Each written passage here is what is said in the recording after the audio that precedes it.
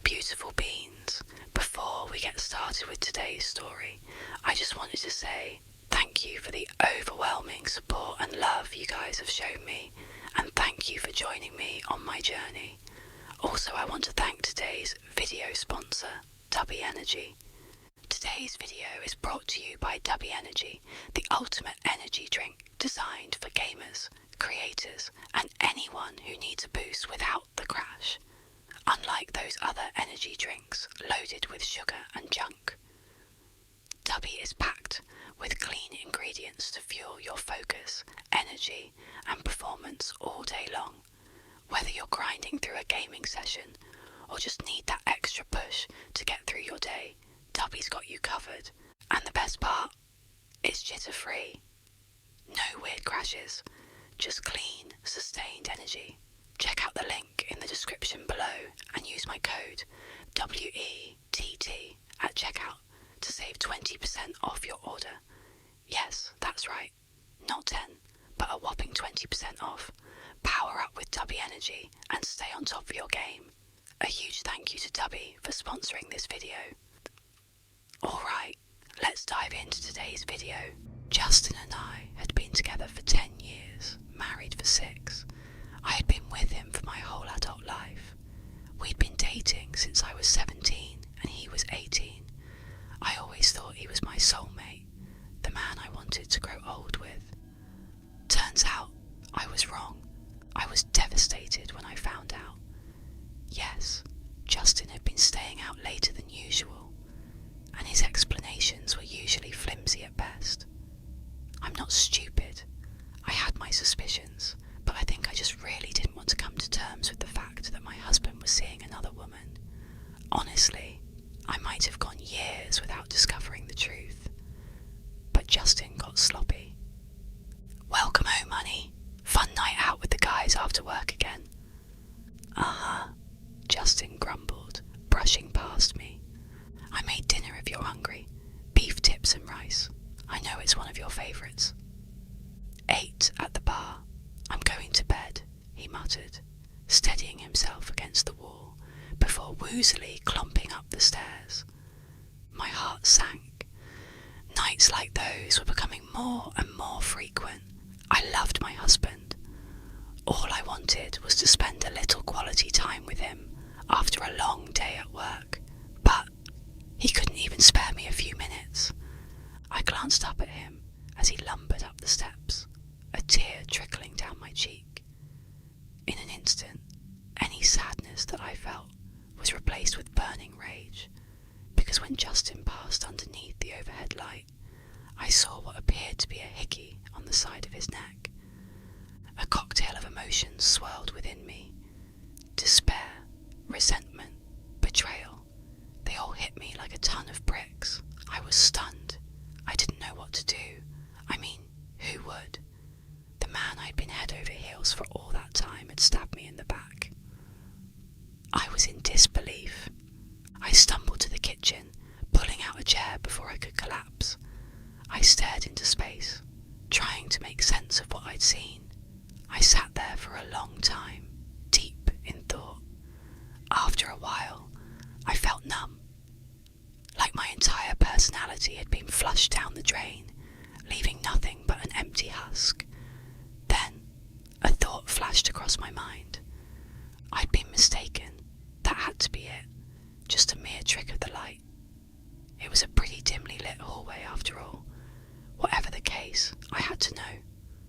I tiptoed upstairs, abandoning my dinner. I crept up to our room as quiet as a church mouse, before lightly pushing open the bedroom door.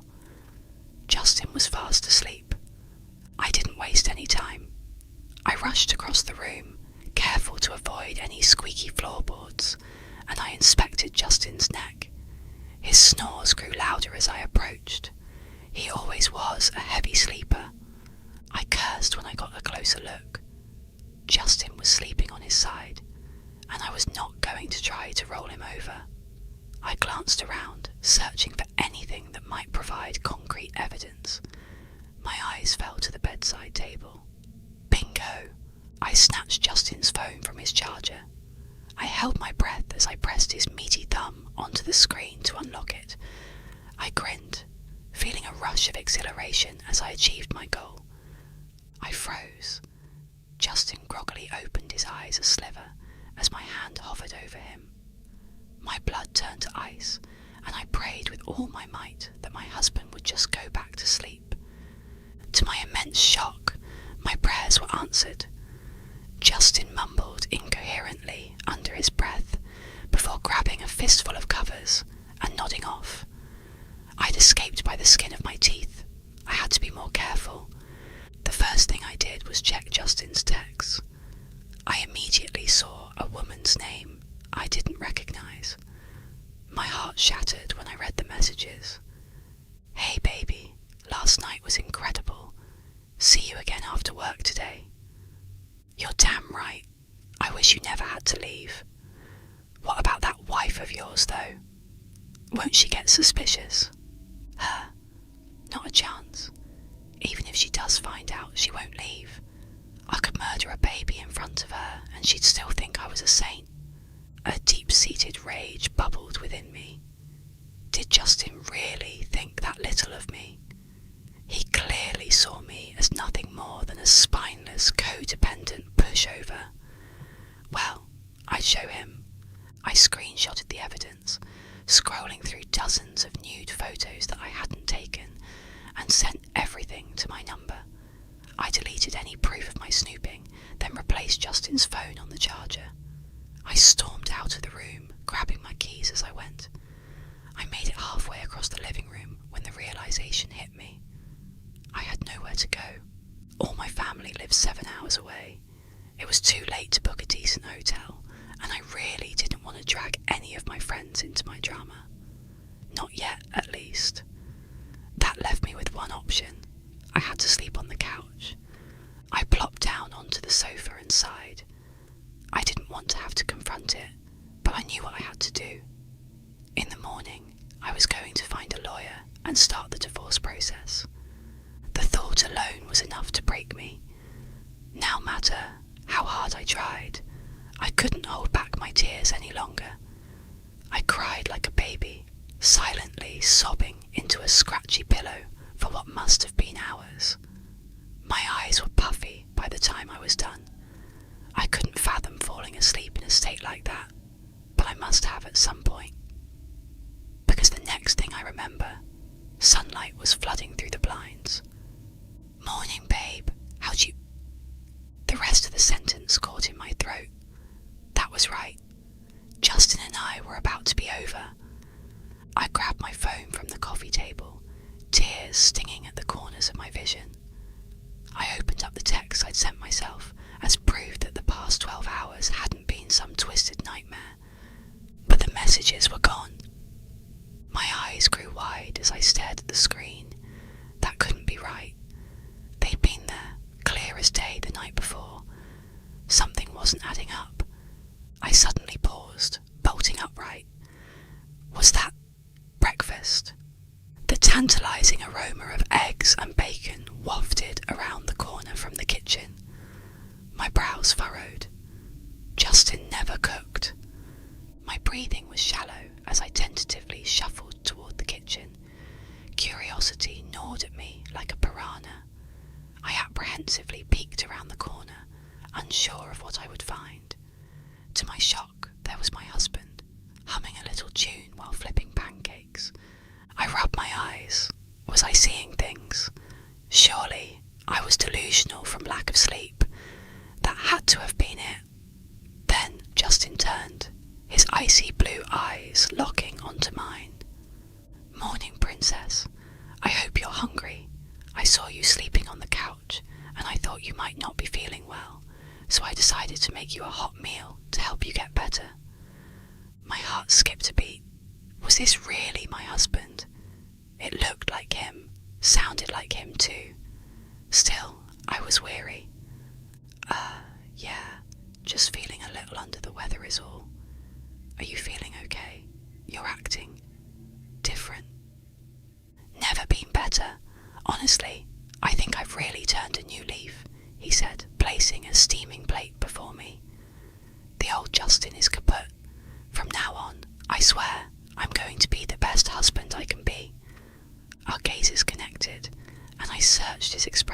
answers.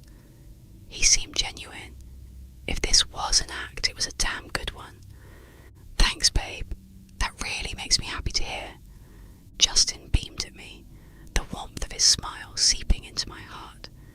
It had been years since he looked at me like that. Well, get used to it, because I'm keeping my word. I love you, Lydia. I wanted to be suspicious. I wanted to remain silent. I wanted to keep my guard up. But how could I?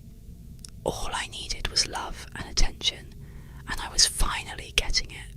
For the first time in a long time, it felt like my husband actually cared. I love you too, Justin, I muttered before digging into my meal. Asterisk, asterisk, asterisk. A big part of me was still leery of my husband. His timing was pretty convenient after all. But even with all my doubts, Justin was seemingly sticking to his promise. He took me out on dates, paid to get my nails done, bought me flowers. He even started shouldering most of the housework. Needless to say, I was impressed. If he would have kept that up, I might have never suspected a thing. But one night, he slipped up. We were cuddled up on the couch, watching the Truman Show, when I asked. Now, I wish I would have kept my mouth shut. Hey, babe. Yes, my love, Justin asked, his eyes still glued to the screen. If someone close to you is an imposter, like a perfect replica except for a few tiny changes, do you think you'd notice? Justin tensed up, his eyes wide as he slowly turned to face me. A blank stare had overtaken his expression. A chill rippled through my body when he looked at me like that. He was beginning to frighten me. I suppose so. Why do you ask? His voice was monotone, dripping with a tinge of urgency. I didn't know how to process his sudden shift in personality. It's the premise of the movie we're watching. I watched as the colour seeped back into his face and he loosened up, breathing a sigh of relief. I cocked a curious brow. Why was he acting so strange? That makes sense. We sat there in uncomfortable silence, shifting our attention back to the TV screen. After a few more tense moments, I couldn't take it anymore. I've got to use the restroom and charge my phone. I'll be right back. No need to pause the movie for me. Justin nodded before grinning up at me. His smile. Had his teeth always been that straight? Okay, baby girl, hurry back. Wouldn't want your spot to get cold. Yeah, sure thing. I practically bolted up the stairs, locking myself in our room. I slumped against the door, trying to steady my palpitating heart. What was going on? Was it just me, or was that some seriously freaky behaviour? Either way, I needed a second to calm down. I had my eyes shut, focusing on my breathing, when I heard it. My phone was buzzing from inside my pocket. I hurriedly retrieved it, glancing at the screen. Unknown number. I normally don't answer calls from strangers, but something compelled me. Maybe it was intuition, or perhaps I just wanted someone to talk to other than my husband. In the end, I accepted the call. Hello. Lydia Atkins. Speaking. Look, this is going to sound crazy, but I need you to hear what I have to say. Okay. I suddenly jolted up from my spot on the floor and stared at the locked door separating me from the hallway. Loud knocks rattled it in its frame. Lydia, who are you speaking to? Panic surged through me as I scrambled for an answer. It's my mum. Go back downstairs. I'll be there in a minute. That was him, wasn't it? The caller said.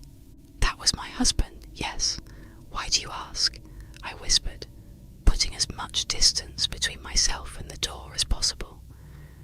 Lydia, I need you to hear me out. Can you promise me that you will?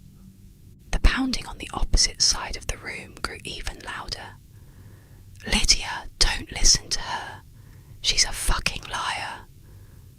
My stomach began to twist itself into knots. How did he know? I'm listening. I'll hear what you have to say. The woman on the other end of the line breathed an audible sigh of relief.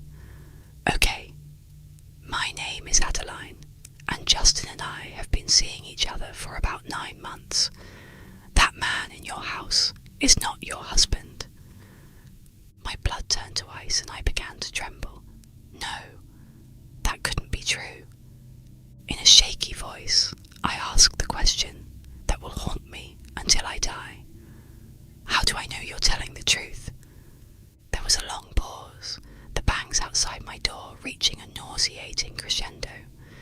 When Adeline answered, I knew without a shadow of a doubt that I was in serious danger.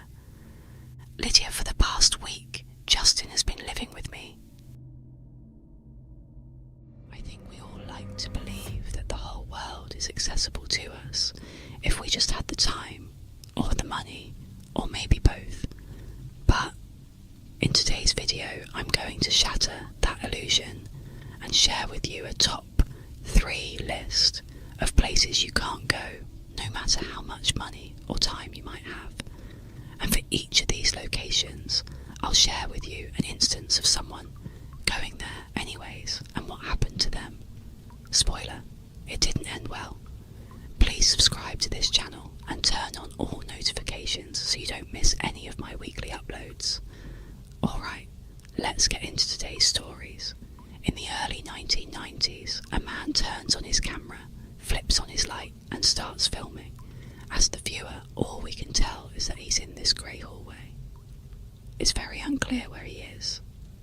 It does appear to be something that might be underground, because everything seems to be concrete. As he's filming, he begins walking down this narrow corridor where there's nothing on the walls or on the ground, or anywhere to give away where he is. And so, for the first 40 seconds of him just walking down this kind of meandering hallway, it's very uneventful. Then at some point, he aims his camera at what looks like an arrow that's been spray painted on the wall. He looks down at the ground and there's another arrow. He starts to follow the arrows and he's filming each one as he comes across them, as he goes farther and farther off of the main hallway. And at some point, the arrows bring him to this room, which at first you can't tell what it is, but then, as the camera focuses, you see that there is this massive pile of human remains, skeletal remains. The guy filming does not seem alarmed by what he's seeing. In fact, it seems like he came here knowing he might come across this room full of human remains. After staring at this room for a few moments, he doesn't go in, but instead turns and continues following these arrows and strange markings on the wall in the ground as it brings him farther and farther down this other corridor to more rooms with more skeletal remains. And at some point he comes to a full stop and he's looking at one of these rooms and something spooks him. It's unclear what it is because to this point he's been very nonchalant about this horrible thing he's looking at. It didn't seem to faze him at all, but something did spook him because he's standing there, and then all of a sudden he starts sprinting down the hall. Now it's clear, at this point in the video, that he is alone down here, or at least he thinks he's alone down here. But he's running as if someone's chasing him, and he just takes off down this hall. The camera's now dropped to his side. He's not even trying to film what's in front of him. You hear his breathing, and it's very panicked. And at some point he kind of trips and drops his camera, and the camera comes to rest in this puddle, looking right up against the wall. So you don't have a clear view of where this guy is, or what's going on. And all you hear is his panicked breathing and his rapid footsteps as he continues to run down the hallway, and eventually just disappears. And it's totally silent. And at some point, the camera runs out of batteries and it turns off 10 years later. A group of urban explorers would find this man's camera where he had dropped it 10 years earlier, in one of the scariest places on Earth, Hundreds of feet below the streets of Paris, France, lies one of the world's largest mass graves. It's known as the Paris Catacombs, and it's about 200 miles of intricate passageways that loop all over the city of Paris, where over 6 million people have been buried. The reason all these people were buried down there is because by the 17th century in Paris, the cemetery in the city were overflowing, and so the decision was made to move their bodies down underneath the streets of Paris into these tunnels that were built in the 13th century for mining, but had not been used in hundreds of years, and so they began packing in all these people to the tune of 6 million bodies before they ultimately stopped doing that. Starting in the late 1800s, the catacombs became sort of a popular tourist destination, but only a tiny section of the catacombs was made open to the public, meaning there are literally hundreds of miles of passageways in the catacombs that are totally sealed off to the public. No one goes in there, even though many people believe in these forbidden sections of the catacombs. There are entrances to additional levels of the catacombs that there could be as much as 400 miles of passageways in the catacombs just waiting to be explored. But no one's allowed to go in there, at least not legally. There is an entire community of people that are sneaking into the forbidden section of the catacombs by going through sewer drains and getting onto train tracks and sneaking into these little cracks in the side of the walls. I mean, it's incredibly dangerous. It involves wriggling your way into these 13th century tunnels that are unmapped, pitch black, and no one knows you're there. Not to mention you're surrounded by literally millions of dead people. Once people started figuring out how to sneak into the forbidden section of the catacombs, there's been countless stories of these urban explorers sneaking in, getting lost, and never coming out again, which is exactly what we think happened to the guy with the camera who saw the arrows and then ran away. His camera was located miles and miles into one of those forbidden sections in 2014. Kenny Veach was an avid long-distance hiker that spent lots of his time hiking around the Mojave Desert in search of caves and abandoned mine shafts to go check out. Sometimes he'd bring his girlfriend with him, but most of the time he was on his own and he would stay out for a couple of days at a time. Kenny was constantly on YouTube watching hiking videos and anything to do with the Mojave Desert, and Kenny was a regular commenter on all of those types of videos.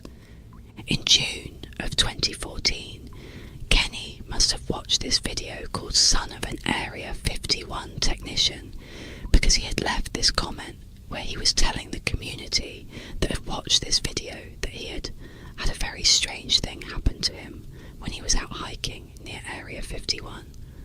For those that don't know what Area 51 is, it's a highly confidential United States Air Force installation that's frequently looped into alien conspiracy theories. Kenny goes on to describe the strange event, and he said he found this cave entrance on the side of this mountain that was shaped like an uppercase M. As Kenny walks up to enter this M-shaped cave, he said his body started to vibrate and it stopped him in his tracks, and he said he didn't know what it was, but as he walked closer and closer, his body just continued to vibrate to the point where he said he just had to turn around and leave, that he knew something was wrong with this cave and he could not go inside, and so he said he turned around and he left. His comment got a lot of traction on this video and a lot of people jumped on and were like, well, I don't really believe you one, but if that is true, you gotta go back. You gotta go back there and explore it. You gotta document this, whatever this is. We want to know what it is. They were basically egging him on to go back and check it out. Kenny responded to his critics and said, I'm telling you the truth. I know what I saw. This cave was different. I go out in the desert all the time looking for caves and I go in them. That's what I do. This one was different and that's why I didn't go in it. But people just kept egging him on to go back and check it out, and to film. It showed documentation of this thing. And so finally, he agrees. A couple of months later, Kenny goes back out to the Mojave Desert with his camera and he films himself looking for the MK, but he can't find it. So the video is kind of a bust. He still uploads it to YouTube and he tells everyone that he's going to go back out again. He knows where it is, he's fairly confident that he can get to it again, but he just needs to go out a third time to go look for it over the course of the next month. In the comment section of that video, people are encouraging Kenny and saying, go out there, go find it. We're so excited. One commenter was not so encouraging. Their name was Lemmy Killmeister, and they wrote on his video, do not go to M Cave. If you go in, you won't be able to get out again. Kenny wrote back, what do you mean, and let me? Killmeister didn't respond and subsequently vanished from YouTube. Kenny brushes this off, and on November the 10th, 2014, he heads back out once again to try to find M Cave. On November 14th, when he had not returned and his girlfriend had not heard from him and couldn't get in touch with him, she called the police. The police launched this massive search for Kenny. They knew roughly where he was going to be because he had documented it so aggressively on his YouTube channel, and so they searched in that area. And after about a week, they find his cell phone, and it was laying outside of an abandoned mine shaft. Now, immediately, searchers think, well, he must have fallen into this mine shaft that was almost a vertical mine shaft. He must have fallen in there to his death. So they get a camera, and they feed it down into this mine shaft, and there's no one in there. And very clearly, no one had been down this mine shaft in a very long time. Certainly not Kenny. There were no tracks around where his phone was located, so no animal tracks or people tracks, and the phone didn't have blood on it or scratches on it. It was just sitting there with no new information beyond the cell phone. They had nothing else to go on, and eventually the search was terminated. Kenny never turned up. He was just gone after that. While it's pretty easy for people to chalk up this whole M Cave thing as total nonsense, and that they believe all that happened is Kenny went out into the wilderness of the Mojave Desert and ultimately got lost and died. And that's fair. I do want to offer up one thing about his description of being near the cave. That first time he saw it, he described his body vibrating to the point where he couldn't go any further and he had to turn around and leave. The United States military uses these things called access denial systems around their highly classified installations. Anywhere where you cannot risk someone getting in, like a fence isn't good enough. They use these machines that fire beams at people that get too close. They're non-lethal, but it's like being thrust inside of a microwave. You feel hot and really uncomfortable, and you turn around and you get the heck out of there. The fact that Kenny was right near Area 51, a highly confidential area, regardless of alien conspiracies, is a known, highly confidential base, and he's discovering the strange cave entrance that doesn't look like other cave entrances, and he's walking up to it, describing basically what it feels like to be hit with an access denial system. It makes you wonder, did he discover some secret entrance to some secret base? Or is this a bunch of crap and he just got lost in the desert and died? We don't know. But what we do know is that his search for M Cave probably ended his life, and that's why you should never go looking for M Cave.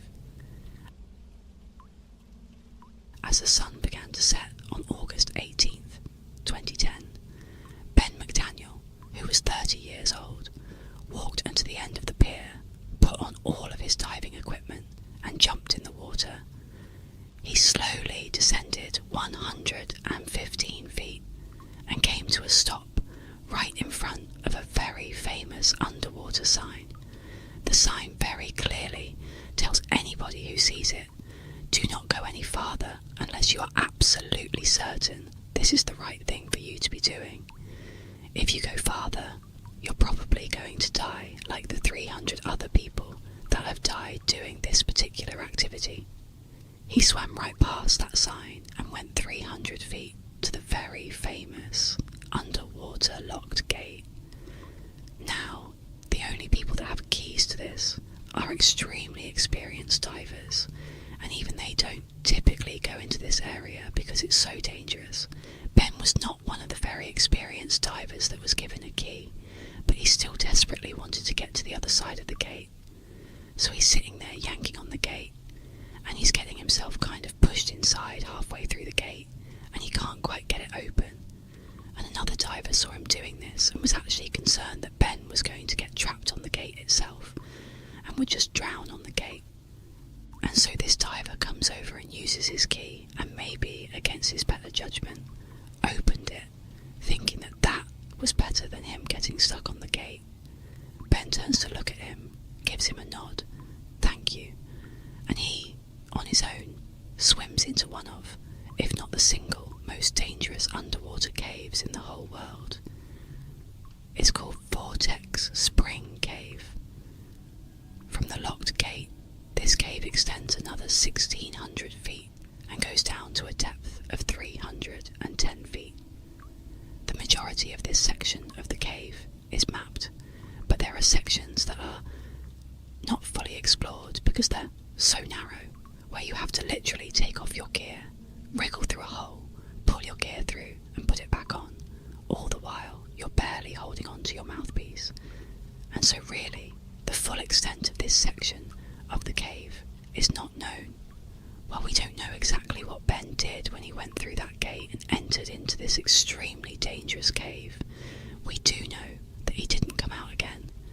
And after a couple of days, and no one had seen him, they launched this massive search for him. And they combed as much as they could have inside of that cave. But there were sections that they were just not prepared to go search. And so, he was never recovered. All they ever found were 2 of Ben's dive bottles. That's going to do it, guys. Let me know in the comments which of these 3 places you might actually want to go check out and why. I'll respond to all the early commenters, and I will pin the best overall comment at the top of the comment section. Also, if you enjoyed today's video and you haven't done this already, please subscribe and turn on all post notifications so you don't miss any of my weekly uploads. If you have a story suggestion, please submit it to our Discord server, linked below. I check it every day, and if I intentionally use one of your suggestions, I will absolutely credit you. Just know that I really appreciate your support. And until next time, that's going to do it. Bye, cuties. Last year, I learned a lesson I will never forget. Trust your gut. I had the day off from work. I wanted to do something fun, but everyone I knew was busy. Makes sense. I mean, it was a Tuesday. I decided I'd just go to the amusement park by myself. I've done it before and had a great time. I'm a bit of a thrill seeker. Well, not too much anymore. Going 5 miles over the speed limit is about all the excitement I want out of life anymore. I got to the park around 2 p.m. It was slow. Even for a Tuesday, it gave me a sense of excitement because I knew I'd be able to ride a lot of rides without having to be there all day. At the same time, it gave me a weird, uncanny feeling. All this space and not enough people to fill it up. I ignored the feeling and moved on. I don't know about you, but whenever I go to an amusement park, I like to work my way up to the really crazy rides. I'll start small and finish off the day with my favourite. My favourite just happened to be called the Grim Reaper. It feels a little too on the nose, doesn't it? It was 7:30 p.m. and the park closed at 8 p.m. and I knew it was time to get in line for my final ride. I also made a new friend while there. We met standing in line at one of my first rides of the day. We decided after chatting the whole time in line that we'd hang out for the rest of the day. His name was Charlie. We agreed on every ride that day, except for the last. He wanted to end the night on the mind binder, but after some convincing, aka the mind binder's line was way shorter while passing by, we decided to do the Grim Reaper last. We got in line for the Grim Reaper, and there was hardly anyone in line. It made sense, given that it was almost closing time. Do you think they will let us ride multiple times if the line stays down? Charlie said, with his hands clasped excitedly in front of him. I just smiled at him and chuckled. Normally, I would have been excited too, but something in my gut felt so off. For some reason, I didn't want to go on one of my favourite rides. Maybe it was the 5 corn dogs I ate a couple hours earlier, I figured. I'm a very rational person. I wasn't the kind of person to let anxiety or worry roll over me. I always thought life was just what you made of it. When we got in line, there were about 60 people, give or take. The people in front of us did their ride, and 30 of us were left in line. People started looking at the time and saying they were tired and just getting out of line.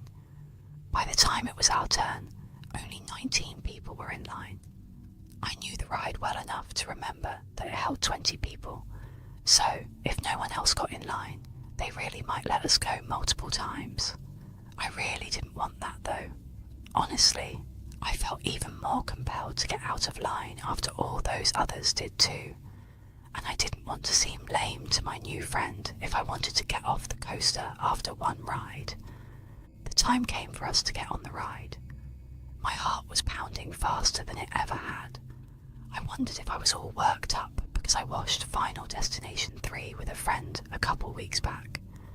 But I wasn't having visions of the terrible fate we would all face. I was just feeling off. I did everything in my power to get it to all make sense and to not worry, but nothing worked. I seriously considered just telling Charlie I didn't feel great after the last ride, but I finally found someone with my taste in roller coasters. I didn't want to let him down. We were towards the back of the line, so we didn't have much say in where we sat. We ended up in the 3rd car from the front. I was just happy we weren't in the front car. As you get on the Grim Reaper, it plays a cheesy little jingle. Nowhere to run, nowhere to hide. The Grim Reaper will find you dead or alive. With music in the background that always sounded so dumb in the past, I couldn't believe it was getting to me. Charlie even hummed along to it while grabbing my arm with happiness. We got in our seats, and an employee came by and pulled down the metal bar restraint to secure us in our seats. It was the kind that strapped you individually over your shoulder. I'm on the chubbier side, but I can always fit into coaster seats. I've never been told I couldn't go on a ride. I'm just sometimes a little snug. It's actually kind of nice because I feel very secure. As we got strapped in, I felt the plastic-coated metal hit my shoulders and chest. It should have given me a sense of comfort and safety, but I just felt trapped. The employee walked back to the station that has the infamous big button that starts the ride. He flashed all a thumbs up and yelled, "Ready for the Reaper!" Everyone raised their hands and let out an excited scream, except for me. I let out a large sigh, counting down the seconds, trying to imagine Charlie and I once we were off the ride, and how happier we would be. The employee hit the button, and we were off. The coaster shot out of the loading station like we were a bullet being shot out of a gun. After that, it started on a relatively slow ascent, up a point to a drop-off of 60 degrees, a couple of twists and turns, a big loop, and some more twists and turns. About halfway through the ride, I was enjoying myself. I was thinking about how the hard part was done, and I was safe. Just a little anxiety was all. We were rounding out our last bend when a sense of relief came over me. I could see the end of the ride. I was almost done. But the ride didn't start to slow down. Normally, the coaster starts to slowly come to a full stop several hundred feet from the end, but it was still going. As we passed by the loading area, I saw the operators look confused as we raced by. I noticed no one else was waiting in line. Someone screamed, "One more time!" and everyone on board gave an excited response. Everyone except for me. Charlie looked over at me and grabbed my wrist. Yes, I knew they would let us keep going. This is awesome. He let out an excited yelp as we reached the climb to the drop. He was beaming with joy the whole rest of the lap. We passed by the loading area once again, but this time the coaster operator had a couple other people standing with him. The operator who strapped us looked red and worried. As we were whipped by the employees for our third ride of the day, the other riders were divided. Some were still excited, screaming, "Let's go, one more time," or "Best day ever, yeah." Some people started to sound scared. Not everyone noticed the employees looking frazzled. I can promise you one thing. I noticed. We started going up the incline again. This was the slowest part of the ride, at around 10 miles per hour and slowing down a little as it reached its peak. This gave us opportunities to take a breath or try to talk, although it was only for a total of about 20 seconds. Are we stuck?" I said nervously to Charlie. "I'm sure we are fine. There is just a malfunction with the electrical system not activating the brakes or something. There is always a manual shut-off." He was cut off, and we went down the steep hill. We passed by yet again, this time with more people looking worried, and someone standing close to where the coaster would go by. He tried to yell at us as we went by, but we couldn't really understand him. Maybe something about them working on getting us off. This time, as we zoomed by, everyone was scared and starting to panic. I guess it didn't sink in for some people what was happening until right now. We went around a 5th time, and everything remained the same. On the 6th time, we were at the peak and saw a fire truck coming into the parking lot. From the top of the incline, we had a perfect view of the parking lot, along with the side of a highway a little further out. It took 2 more loops around the track by the time the fire department got to us. Not just them, but police officers and ambulances. It started to scare me. Why did they get ambulances? Is it just protocol, or is there more to this? Someone came in a few minutes later with a big whiteboard that they used to write messages to us. The ride was too loud when passing by them to hear anything, so this was their only way to talk to us. It must have been the 12th or 13th time around when the whiteboard read, "Trying to free you at peak." I knew they couldn't write a novel for us because you can only read so much while going by so fast. But come on, people. What is that supposed to mean? I think they just wanted to tell us they were working on a way to get us down. But that didn't matter. We had been on this ride for nearly 30 minutes, and we felt sick, and our bodies hurt like crazy. A couple loops after that, we saw a fire truck trying to get underneath where the top of the ascent was. Luckily, there was a large space where the truck could pull right beside it. Unfortunately, at its peak, it's about 200 feet in the air. It also didn't have any emergency exits at the top, like most coasters do. You'd think that would be a requirement, but what do I know? We saw the fire truck start to expand the ladder that comes out the top, but it wasn't even close.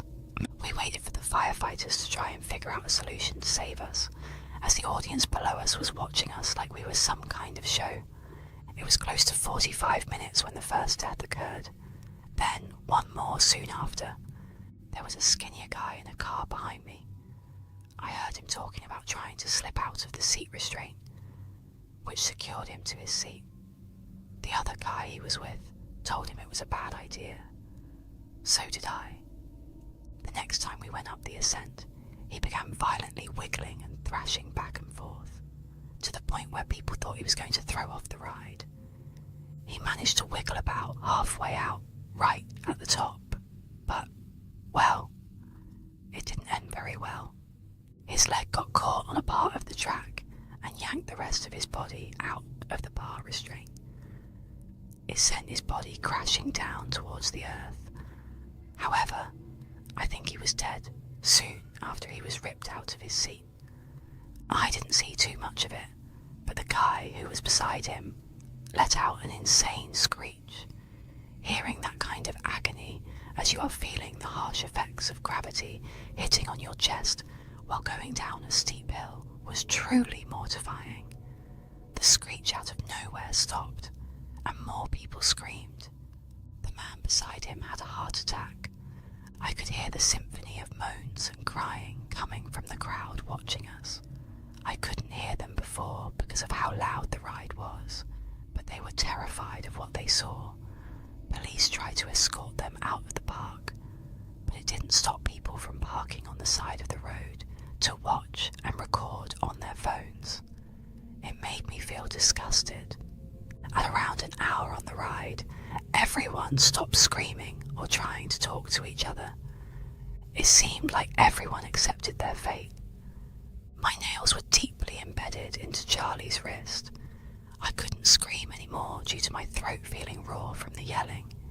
Even if I wanted to, I probably couldn't due to my voice giving out. I saw that I drew a little blood on Charlie, but he was too out of it to notice. He, along with a few other people, were incredibly sick. He threw up probably 5 times by this point and looked cross-eyed. Around that time, the electricity in the whole park shut down. All the lights, everything. I think they were hoping a hard reboot of the whole park would stop the ride. The coaster didn't just rely on gravity, but also on a lot of help from motors and other electronic elements. It all turned off when we were on the straightaway. Of course, it still didn't stop. I could hear someone yelling with frustration, not understanding how it could still be moving if it didn't have an electrical source. After 2 hours, they let some family members come into the loading area, which was a terrible idea. We were doing our best to keep cool and stay calm. Our families watching us, zooming by them every 2 minutes, and absolutely screaming at us, made it so much worse. My mum was my first family member to show up. Don't get me wrong, I love my mum, but she is very stubborn and wanted something done, even though they had already tried everything. Of course, it was just because she wanted me safe, but it was stressing me out. The firefighters put down a safety net underneath the ascent. It was still quite a jump if we could even get out successfully to land on it. And we might be okay, but we were all a little scarred from what happened before. It seemed like they put it out just in case someone tried to get out again. It didn't seem like it was the plan to have us all just jump out of that moving death machine. They weren't desperate enough at that point. We saw a large group of people passionately arguing and yelling at each other. From what I could tell, it was made up of family members, firefighters, and some employees of the park. I'm sure with lots of varying opinions. The ride was on hour 3. When the coaster entered the loading area once again, I saw a woman run over to the control panel. A couple people ran over to her and told her to stop and not press the button. She was screaming her head off and wailing. It had been hard to understand people in the past while going by them, but this was as clear as day. As we passed by, I could tell she was starting to break free from the grip of people holding her back. I wasn't too worried.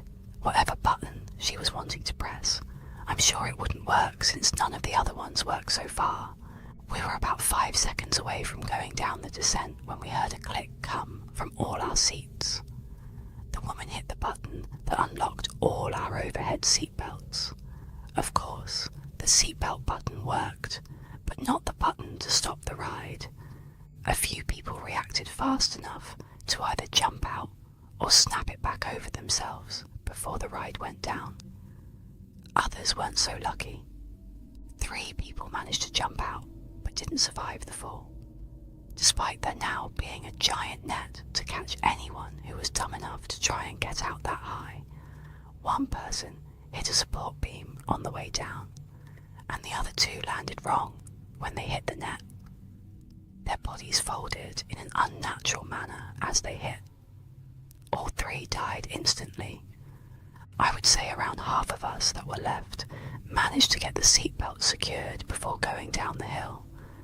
Everyone else had to hold on for dear life, and unfortunately, I was one of them.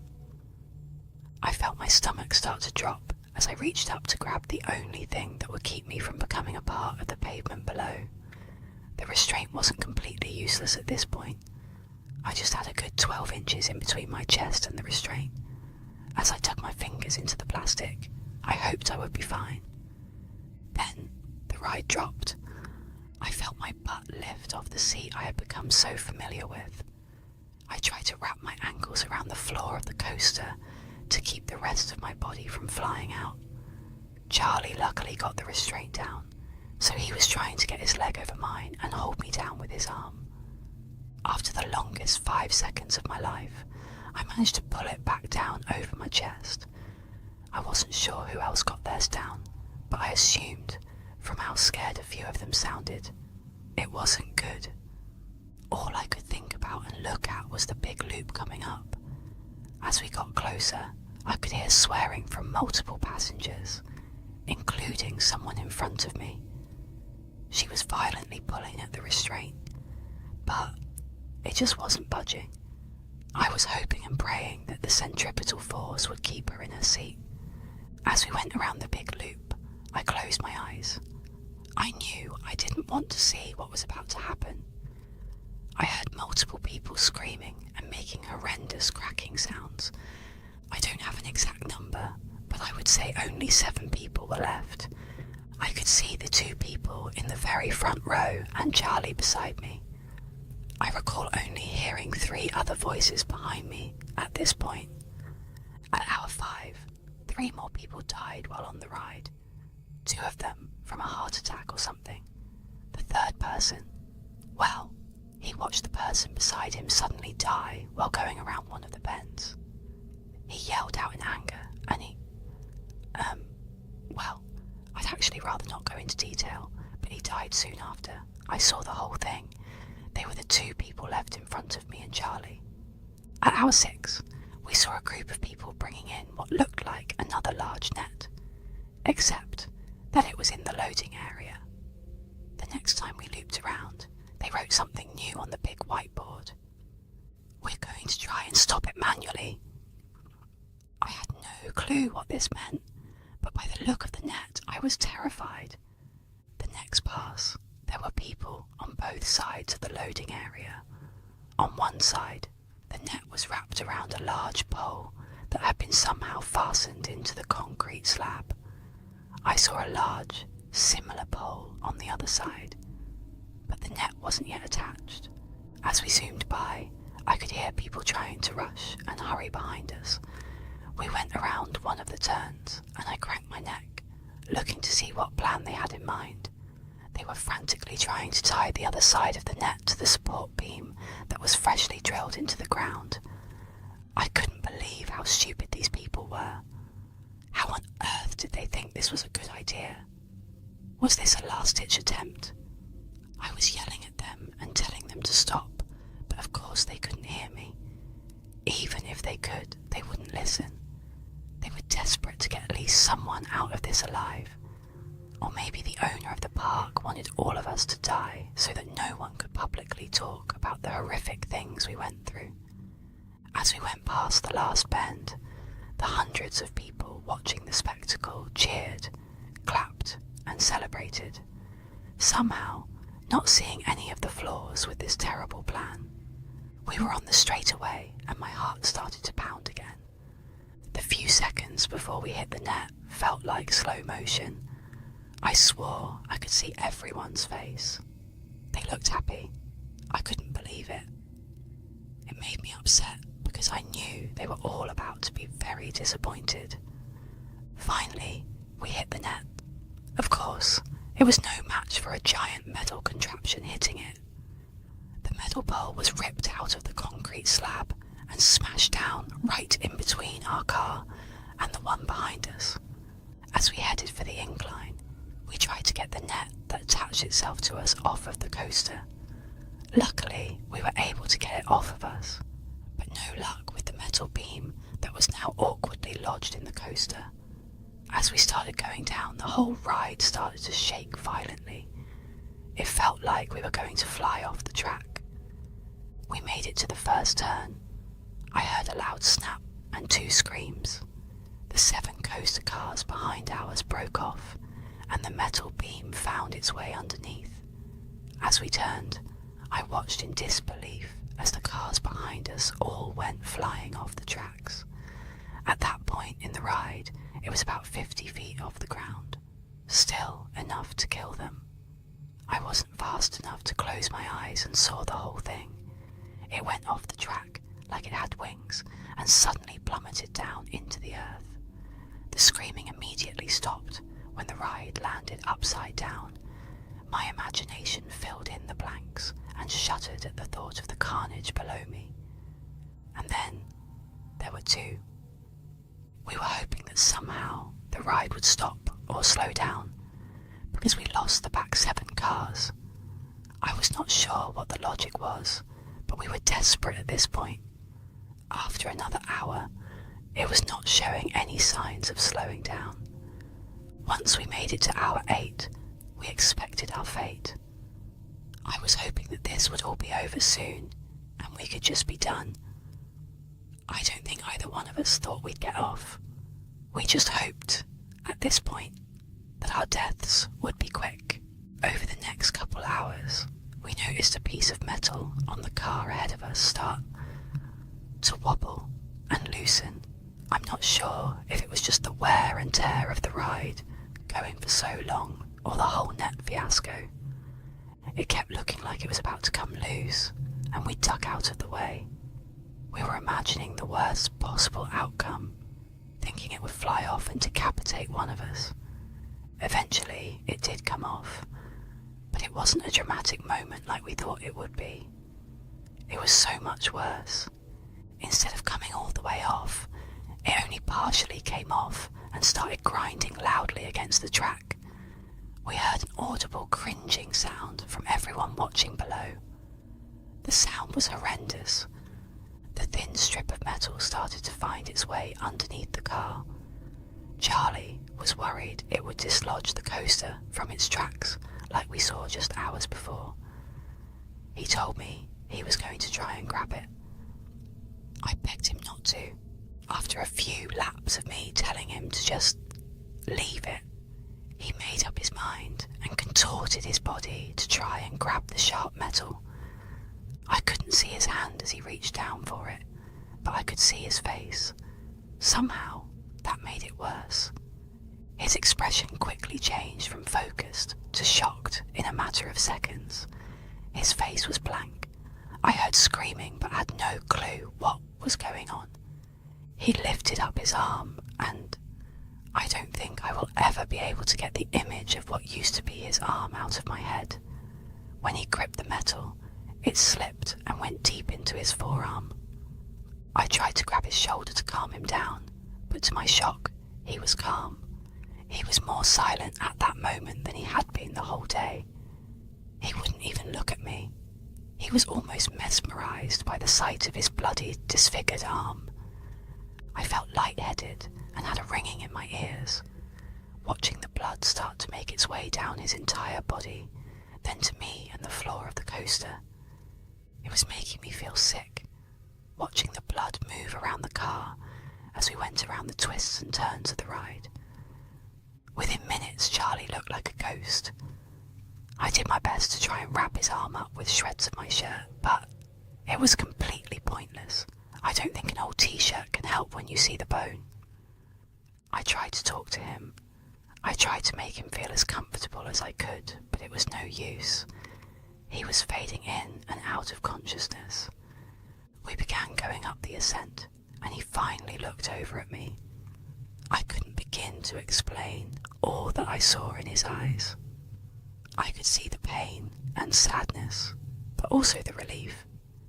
He knew he was going to die, but I don't think he cared. He gave me a weak nod of the head and looked ahead when we went down the hill.